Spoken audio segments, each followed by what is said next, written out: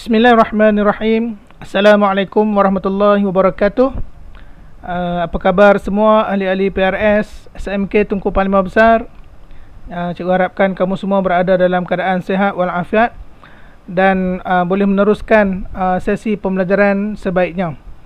Okey, pada hari ini cikgu akan meneruskan siri bimbingan untuk pembimbing rakan sebaya, iaitu untuk meningkatkan kemahiran kamu dalam menangani isu-isu rakan-rakan kamu di sekolah nanti.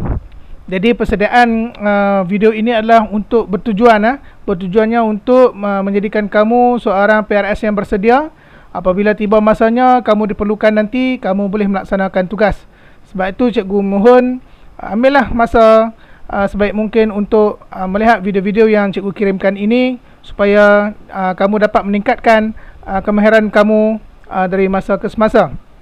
Jadi pada hari ini cikgu akan memberi satu kemahiran dalam PRS ini. Kemahiran ini sangat penting dan perlu dipraktikkan supaya kamu menjadi lebih mahir. Kemahiran apa yang cikgu maksudkan? Kemahiran itu adalah kemahiran menolong. Okey, kemahiran menolong. Okey, mari kita tengok slide. Okey, kemahiran menolong ni ada beberapa perkara yang kamu perlu ketahui dan kamu tahu bagaimana nak mengendalinya. Jadi cikgu akan bincangkan satu persatu apa yang tertera supaya kamu lebih memahami. Baik, dalam kemahiran menolong ini, perkara nombor satu yang perlu ada adalah penerimaan tanpa syarat. Yang ini sentiasa kita bincangkan dalam video-video sebelum ini. Apakah yang dimaksudkan penerimaan tanpa syarat? Yang pertamanya, kita tidak boleh melihat latar belakangnya. Kita tak boleh tengok, tak boleh diskriminasi rakan kita dari segi rupanya, okay? Dari segi wataknya, dari segi perangainya, kisah silamnya, latar belakang keluarganya, dan apa sahaja.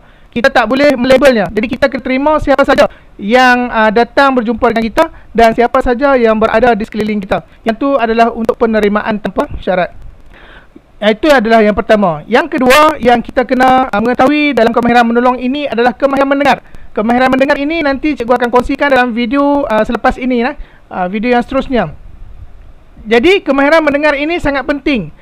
Dia tidak sama kemahiran mendengar seperti di dalam kelas.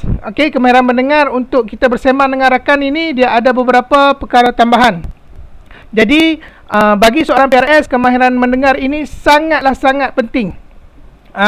Kita tak boleh ambil indah tak indah dalam kemahiran ini. Okey, perkara yang ketiga yang perlu kamu ambil perhatian dalam kemahiran menolong ini adalah faham. Faham ini apa yang dimaksudkannya adalah kamu perlu memahami situasi rakan kamu. Kamu perlu memahami apakah keadaannya. Kamu perlu memahami kenapa dia datang kepada kamu. Kamu perlu memahami kenapa kamu perlu pergi kepadanya. Jadi faham ini kamu kena jelas. Apakah objektif kita? Apakah matlamat kita? Visi kita untuk rakan yang kita berjumpa itu. Jadi maksudnya kita tak boleh sembang kosong. PRS tidak sembang kosong. Dia bila sembang, dia perlu memahami situasinya. Jadi ini adalah perkara yang kamu kena jelas ketika kamu membuat pertolongan ataupun ingin menolong seseorang. Okey, perkara yang ketiga adalah dipercayai. Seorang PRS perlu menimbulkan rasa boleh dipercayai. Maksudnya orang percaya kepada kamu. Orang percaya kepada kamu untuk bercerita. Orang percaya kepada kamu untuk kamu menolongnya. Orang percaya kepada kamu untuk kamu simpan amanah ataupun simpan barang dan sebagainya. Jadi kebolehpercayaan ini dia kadang-kadang perlu kita tunjukkan dengan keikhlasan. Jadi maksudnya dia tidak boleh dilakon-lakon. Maksudnya kita tunjukkan keikhlasan, dan dia berkait rapat dengan ciri yang paling bawah itu adalah ketulinan. Saya akan terang bagaimana yang dimaksudkan dengan ketulinan. Okey, yang seterusnya, ciri yang seterusnya adalah mengambil berat. Seorang PRS ni perlu menunjukkan dirinya sentiasa mengambil berat terhadap rakan-rakan. Dari segi pertanyaannya, kalau kawan ada masalah, dari segi bantuan, contohnya kalau kawan tak faham akademik, cuba bantu. Ataupun sentiasa bertanya kabar. Sekurang-kurangnya rakan merasakan dirinya diberi perhatian oleh PRS tersebut.